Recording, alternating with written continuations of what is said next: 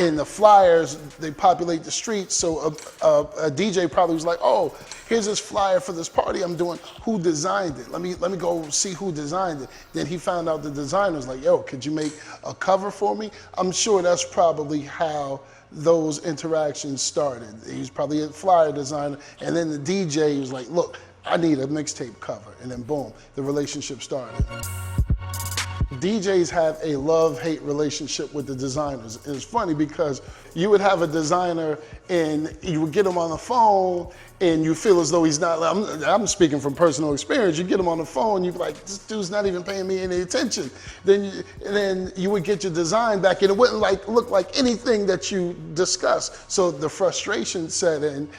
And then a lot of times the designers are busy. So their busy schedule, the lack of communication between the two kind of causes the friction until you find that right guy. Once you find that right guy, you don't let him go because it's so hard to deal with everybody else. So you find the right guy.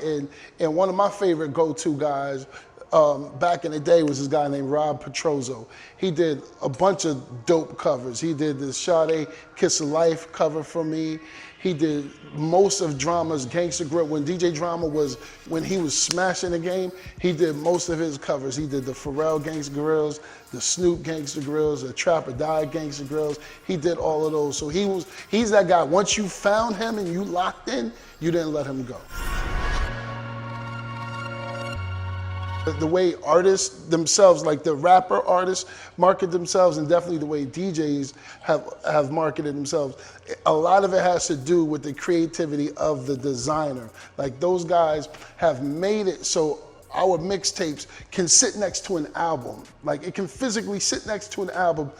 Drama's mixtapes, oftentimes, 80% of the time, looks better than the artist's album artwork. And that, in part, has to do with the creative strength of the designer.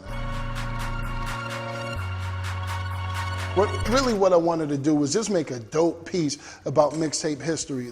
The book itself hadn't been done. There wasn't a book on mixtape history or culture prior to this, or at least there wasn't one that I saw.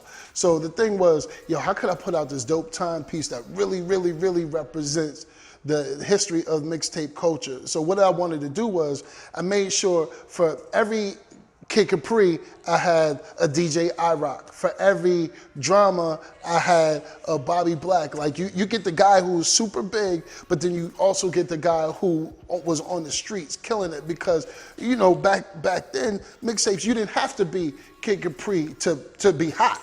Like, you know what I mean? If you lived in the Bronx, you could have been I-Rock, who was hot in the Bronx. He may not have been Kid Capri hot, but he was on fire.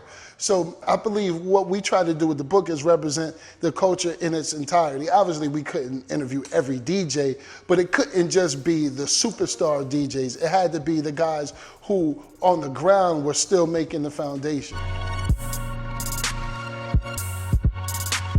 So you got from the 80s up into 2015, going into 2016, and all of those stories in between, and even before that, because you got Hollywood talking about what he was doing in the 70s, recording house parties, and that wasn't the first time hip hop was recorded on a tape, but it was his time when he started. So it's a dope piece of history that makes sense to fit inside a library.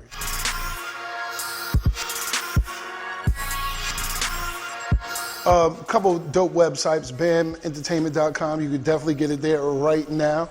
Our site, theartbehindthetape.com. You can purchase it there. If you live in New York, you can get it at Powerhouse Books. In Brooklyn, you can get it there. Support the movement and learn something about the culture that if you listen to hip hop, if you've been listening to hip hop for the last 15 years at least, and I'm being generous with the 15 years, there's an artist, one of your favorite artists has come through the mixtape game.